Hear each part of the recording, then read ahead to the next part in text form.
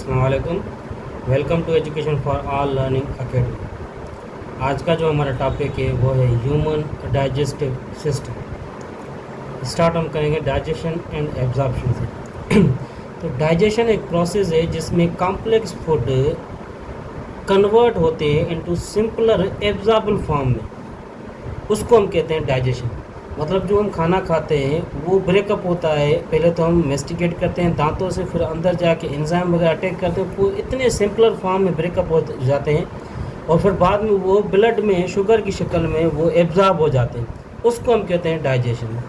Digest system, human digest system consist of alimentary canal and associated glands. अब system में हमेशा दो या दो से ज़्यादा ऑर्गन्स मिलके एक पर्टिकुलर किस्म का सिस्टम बनाते हैं जो एक पर्टिकुलर फंक्शन अदा करते हैं। यहाँ पे डाइजेस्ट सिस्टम में एलिमेंट्री कैनाल में मुख्तलिफ ऑर्गन होते हैं और उनके साथ साथ ग्लैंड आपस में मिल के डाइजेस्ट सिस्टम का रोल अदा करते हैं। Alimentary canal comprises of following parts. अब वो कौन से ऑर्गन से कौन से पार्ट्स एलिमेंट्री कैनाल के, वो नीचे दिए हुए हैं। माउथ स्टार्ट होता है हमारा जो डाइजेस्टिव सिस्टम का जो प्रोसेस है वो स्टार्ट होता है हमारे माउथ से। तो each teeth is embedded in socket of jaw bone. हमारे जो माउथ के अंदर दांत होते हैं और दांत जो है ना वो फिक्स होते हैं सॉकेट में, जहाँ जबड़े होते हैं उसमें फिक्स होते हैं तो उसको हम कहते हैं थीकोडोंट टीथ। थीकोडोंट टीथ उनको कहते हैं जो सॉकेट के साथ दांत जो है ना वो अटैच हो, एम्बेडेड हो। एक होते हैं मिल्क टीथ जो बाद में रिप्लेस होते हैं परमानेंट और एडल्ट टीथ में, और इसको हम कहते हैं डाइफोडोंट टीथ। जो मिल्क टीथ को हम डाइफोडेंट भी कहते हैं, जो एडल्ट टीथ होते हैं उसको हम थीकोडोंट कहते हैं। 4 डिफरेंट टाइप्स ऑफ टीथ होते हैं, incisors, canines, premolars and molars. Upper surface of tongue has small projections called papillae. Papillae जो टंग के जो ऊपर वाला हिस्सा होता है उसमें स्मॉल प्रोजेक्शंस होते हैं, उनको हम पेपिलाए कहते हैं। ये ज़ुबान के ऊपर होते हैं। Some of which contain taste buds. उनमें जो पेपिलाए में कुछ टेस्ट बर्ड्स भी होते हैं, उनका काम होता है तो टेस्ट करना खाने का, तो कौन सा जो खाना है उसमें टेस्ट कौन सा है। Pharynx passage. अब pharynx passage for food and air, ये जो पैसेज है वो फूड और एयर के लिए होता है। हमारे यहाँ 2 नालियाँ होती है, खाने वाली नाली जो अलग होती है और सांस वाली नाली वो अलग होती है। अब कार्टिलेजस फ्लैप होता है जिसको हम एपिग्लॉटस कहते हैं, prevents the entry of food into windpipe glottis. अब ग्लॉटस को ये बंद करता है एपिग्लॉटस। अब जब हम कोई भी खाना जो लेते हैं, जैसे स्वालो करते हैं, तो ये जो एपिग्लॉटस है वो ग्लॉटस के ऊपर चला जाता है, वो सांस वाली नाली कुछ देर के लिए बंद हो जाती है, फिर बाद में जैसे ही स्वालिंग का अमल पूरा हो जाता है फिर वो खुल जाती है ऑटोमेटिकली। तो फेरेंक्स उस जगह पे मौजूद होता है। स्टमक, ये जो ईसोफेगस एक पाइपलाइन होती है वो जाके स्टमक में एंड होती है। The opening of stomach is guarded by a sphincter. Sphincter एक वाल्व होता है, तो जो स्टमक ओपन होता है वो गैस्ट्रो ईसोफेगल एक स्फंक्टर वाल होता है, वहाँ से ये स्टार्ट होता है stomach. Stomach is divided into 3 parts. इनमें 3 पार्ट्स, एक कार्डियक पार्ट होता है, एक फंडक जिसको हम फंडस भी कहते हैं, और तीसरा पाइलोरिक पार्ट है। कार्डियक इनिशियल पार्ट है जहाँ से ईसोफेगस जो है ना एंड होता है और कार्डियक पार्ट स्टमक का स्टार्ट होता है। स्मॉल इंटेस्टाइन, ये लॉन्गेस्ट पार्ट है एलिमेंट्री कैनाल का, जो डिवाइडेड 3 हिस्सों में, duodenum, jejunum and ileum. Pyloric sphincter is present between stomach and duodenum. जो पाइलोरिक जो स्टमक का जो एंड वाला हिस्सा होता है, ड्यूडेनियम जो इनिशियल स्टेज है, स्मॉल इंटेस्टाइन इनिशियल जो पार्ट है स्मॉल इंटेस्टाइन, इनके बीच में पाइलोरिक स्फंक्टर मौजूद होता है। Large intestine, ileum opens into large intestine. जो स्मॉल इंटेस्टाइन का आखिरी वाला पार्ट इलियम, वो आखिर में ओपन होता है वो लार्ज इंटेस्टाइन में, which is divided into caecum, colon and rectum. Large intestine के भी 3 पार्ट्स हैं, caecum, colon and rectum. Caecum is a blind sac which host microbes. Caecum एक ब्लाइंड सेक मतलब कह सकते हैं, गोथरी नुमा स्ट्रक्चर होती है, उसमें माइक्रो ऑर्गेनिजम्स मौजूद होते हैं। Vermi form appendix arises from caecum. जो अपेंडिक्स जिसको हम आमतौर पे कहते हैं अपेंडिक्स की बीमारी, अपेंडिक्स निकाल लिया, ये आखिरी वाला हिस्सा है लार्ज इंटेस्टाइन का, ये सीकम से अराइज होता है appendix. Rectum open through the anus. Rectum जो है ना आखिर में जाके ओपन होता है एनस में। Histology of alimentary canal. Histology कहते हैं हमें स्टडी ऑफ टिश्यूज़ को। तो एलिमेंट्री केनाल्स में जो टिश्यूज़ पाए जाते हैं उनका यहाँ पे जिक्र है।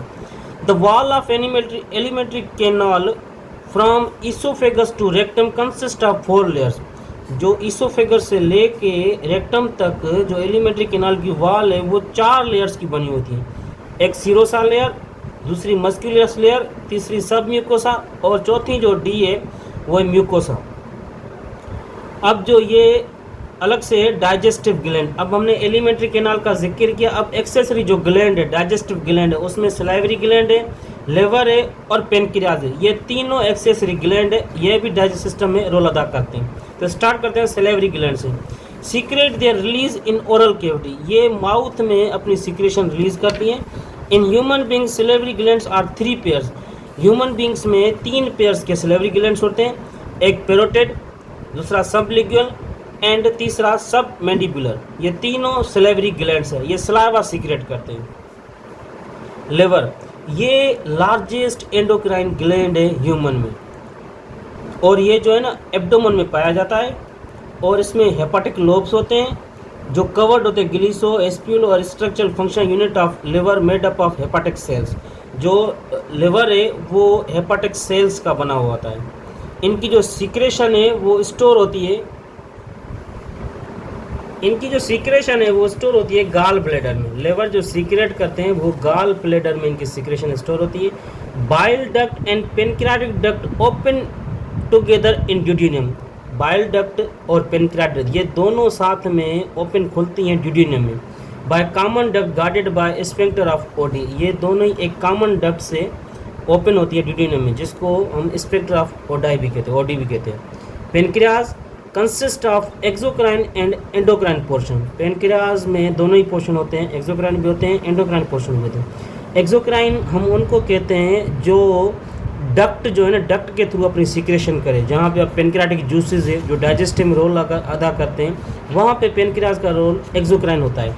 जबकि एंडोक्राइन का भी रोल है, वहाँ पे ये ब्लड में जो है ना अपनी सीक्रेशन सीक्रेट करते हैं। जैसे कि इंसुलिन है, ग्लूकोगॉन हार्मोन, उसमें डक्ट की ज़रूरत नहीं होती, वो डायरेक्ट ब्लड में सीक्रेट करते हैं pancreas. Exocrine portion secret alkaline pancreatic juice and endocrine secrets hormone including insulin and glucagon.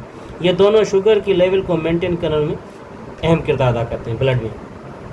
Digestion of food, अब केमिकल डाइजेशन भी होती है, फिजिकल डाइजेशन भी होती है। स्टार्ट में केमिकल डाइजेशन से।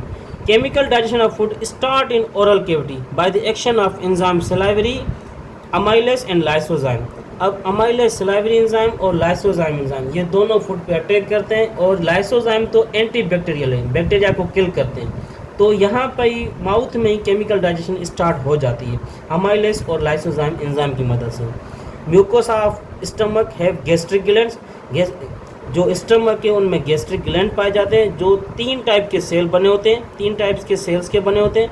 Mucus neck cells that secretes mucus, peptic of chief cells that secrete proenzymatic pepsinogenic and parietal और oxygen cell that secrete HCl।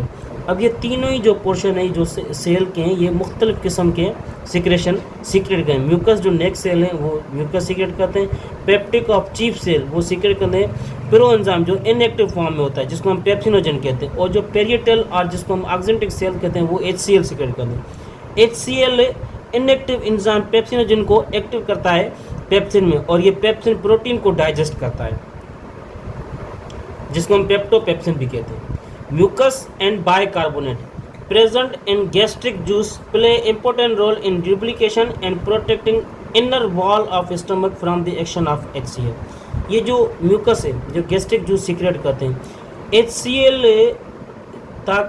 जो है ना स्टमक को मतलब डैमेज ना करे, इस वजह से ये म्यूकस सीक्रेट करते रहते हैं और वो म्यूकस लिब्रिकेशन में हेल्प करता है और ये प्रोटेक्ट करता है स्टमक की इनर वॉल को। किससे? HCl से। HCl एक हाईली एसिडिक कंपाउंड है जो स्टमक की इनर वॉल को डैमेज कर सकता है अगर ये म्यूकस सीक्रेट ना हो, और म्यूकस का मेन रोल है इनर वॉल स्टमक की इनर वॉल को प्रोटेक्ट करना और ल्यूब्रिकेशन पैदा करना। Rennin is a proteolytic enzyme found in gastric juice of infants to digest milk protein. Rennin एक इन्फेंट बच्चों में पाया जाता है ये, और इनका काम होता है मिल्क प्रोटीन को डाइजेस्ट करवाना। बाइल क्या है?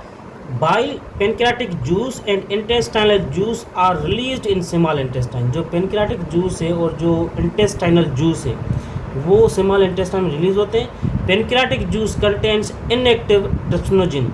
अब पेनक्रियाटिक जूसेस में ट्रिप्सिनोजिन इनएक्टिव फॉर्म में होता है। कीमोट्रिप्सिनोजिन वो भी एक एंजाइम है, और प्रो कार्बो ऑक्सीपेप्टाइडेसेस ये भी एक एंजाइम। अमाइलेसेस, लाइपेसेस एंड न्यूक्लियसेस ये सारे के सारे जो है ना ये पेनक्रियाटिक जूसेस है, मतलब ये पेनक्रियाज सीक्रेट करता है, और ये एक्सोक्राइन है। अब trypsinogen is activated by enterokinase enzyme into trypsin. अब ट्रिप्सिनोजिन भी इनएक्टिव फॉर्म में होता है, ये एंटीरोकाइनेस जो है ना इनको एक्टिव करता है इनटू ट्रिप्सिन में। ये फिर further activates the other enzyme of intestinal juices, और ये बाद में जो है ना जो मुख्तलिफ जो दूसरे एंजाइम में इंटेस्टाइन में जूसेस को उनको एक्टिवेट करता है। बाइल क्या है? Bile contain bile pigments, bilirubin and biliverdin. ये दो पिगमेंट है ये जो बाइल के अंदर थे। बाइल साल्ट भी होता है, बाइल का कोलेस्ट्रॉल भी होता है, एंड फास्फोलिपिड भी, which help in emulsification of fat. जो बाइल का मेन रोल होता है वो फैट्स की डाइजेशन कराता है, एमल्सिफिकेशन ऑफ फैट्स कराता है बाइल। अब दो बीमारियां हैं डाइजेस्टिव सिस्टम से रिलेटेड जो 9th के बुक में, 3 है सॉरी, एक है डायरिया, दूसरी है कॉन्स्टिपेशन और तीसरी अल्सर। डायरिया जिसको हम लूज मोशन भी कहते हैं, इसमें वाटर लूज होता है बॉडी से और मिनरल्स की कमी हो जाती है, जिसकी वजह से जो है ना कमज़ोरी होती है, और फिर उनको पूरा करने के लिए हमें ORS डॉक्टर की मदद लेनी पड़ती है। तो डायरिया की डेफिनेशन करें तो frequent defecation of liquid faeces is known as diarrhoea. मतलब लिक्विड की शक्ल में जो फीसिस है वो बॉडी से रिमूव हो जाए, एक बैक्टीरियल डिजीज़ है, वाटर से होती है, अमूमन जो ख़राब पानी वो पीते हैं उनकी वजह से अमूमन ये डायरिया होती है। It reduce the absorption of food. इसमें क्या होता है जो फूड एब्जॉर्ब होना चाहिए वो एब्जॉर्ब नहीं होता। कॉन्स्टिपेशन ये बिल्कुल उपतड़ है डायरिया के। इसमें क्या होता है? In constipation the faeces are retained within the rectum as the bowel movements occur irregularly. जो हमारी बाउल की मूवमेंट होती है वो इरेगुलर होती है, और फीसिस जो है ना रेक्टम में जो होता है, और तमाम स्लोली जो है ना मूवमेंट होती है फीसिस की। इसकी वजह से 2-3 दिन तक जो है ना वो हाजत नहीं होती। अल्सर क्या है? इट इज़ सोर इन गट लाइनिंग। अब गट लाइनिंग जो भी हो उसमें ज़ख्म हो जाते हैं, उसको हम अल्सर कहते हैं। And can be different organ, मुख्तलिफ आर्गन में ये अल्सर पाए, जैसे कि अल्सर ऑफ स्टमक में अल्सर हो सकता है जिसको हम गैस्ट्रिक अल्सर कहते हैं। ड्यूडेनियल अल्सर जो इंटेस्टाइन के जो इनिशियल पार्ट है ड्यूडेनियम उसमें हो जाए अल्सर तो हम उनको ड्यूडेनियल अल्सर कहते हैं। ईसोफेगियल अल्सर, अगर ईसोफेगस में अल्सर पाया जाए उनको हम कहते हैं ईसोफेगियल अल्सर। Best of luck. आज हमारा जो है ना डाइजेस्ट सिस्टम का टॉपिक यहीं पे खत्म हुआ। खुदा हाफ़िज़। अॼु असां पंहिंजे टॉपिक खे कंक्लूड था कयूं। जेके सवाल MCQs में मुख़्तलिफ़ टेस्टनि में ईंदा आहिनि इन टॉपिक जे हवाले सां, उन मां अमूमन आज हम अपने टॉपिक को कंक्लूड कर रहे हैं। इस टॉपिक के हवाले से, डाइजेस्ट सिस्टम टॉपिक के हवाले से जो मेन सवाल आते हैं वो आप हम यहाँ पे कंक्लूड करेंगे। अब उमूमन जो है ना यहाँ पे डाइजेशन की डेफिनेशन पूछी जाती है, तो डाइजेशन में 2 लफ्ज़ याद करें। एक तो वो कॉम्प्लेक्स फूड को ब्रेक करता है सिंपलर फूड में, ताकि वो इतने सिंपल हो जाए जो एब्जॉर्ब हो सके ब्लड में। एक ये डेफिनेशन आमतौर पे आती है। उनके साथ साथ अगर माउथ की बात करें तो यहाँ पे जो हमने मिल्क टीथ का जिक्र किया उनको हम कहते हैं डिफ्यूडोंट। ये भी उमूमन IBA की टेस्टों में पाया जाता है। उनके अलावा जो परमानेंट जो सॉकेट में टीथ पाए जिसको हम थीकोडोंट कहते हैं, ये 2 टर्म्स भी आप याद कर लें। उनके अलावा टेस्ट बड के बारे में, ये टेस्ट बड कहाँ पाए जाते हैं? वो टंग में पाए जाते हैं। और जो स्मॉल प्रोजेक्शन, ये पेपिलाए वाला भी आता है, तो पेपिलाए क्या है? ये स्मॉल प्रोजेक्शन है जो टंग के ऊपर पाए जाते हैं। फेरेंक्स के बारे में पूछा जाता है, अमूमन जो एपिग्लोटस के बारे में पूछा जाता है। एपिग्लोटस क्या है? ये एक कवर होता है, मस्कुलर कवर, जो ग्लोटस को बंद करता है। और ग्लोटस एक ओपनिंग कवर है जो खुलती है सांस की नाली में। जब हम स्वेलो करते हैं कोई भी खाना, तो ये एपिग्लोटस उस ग्लोटस को बंद कर, सांस की नाली को कुछ देर के लिए बंद करा। तो एपिग्लोटस का काम क्या होता है? ग्लोटस को बंद करना, या विंड पाइप को कुछ देर के लिए बंद करना जब हम फूड को स्वेलो कर रहे हैं। और स्टमक के बारे में 3 पार्ट्स के नाम आ जाते हैं, कार्डियक, फंडक और पाइलोरिक। चौथा ऑप्शन ऑल ऑफ दी, पांचवा नन ऑफ दिस बोल सकता है। तो ये आप 3 पार्ट के नेम उमूमन याद कर लें। स्मॉल इंटेस्टाइन के बाद ड्यूडेनियम के बारे में ज़्यादातर आता है। तो ड्यूडेनियम जो है ना वो इनिशियल पार्ट है, और मेजॉरिटी में जो डाइजेशन होती है वो ड्यूडेनियम में होती है, मेजॉरिटी में। तो ड्यूडेनियम आप उमूमन याद कर लें। तो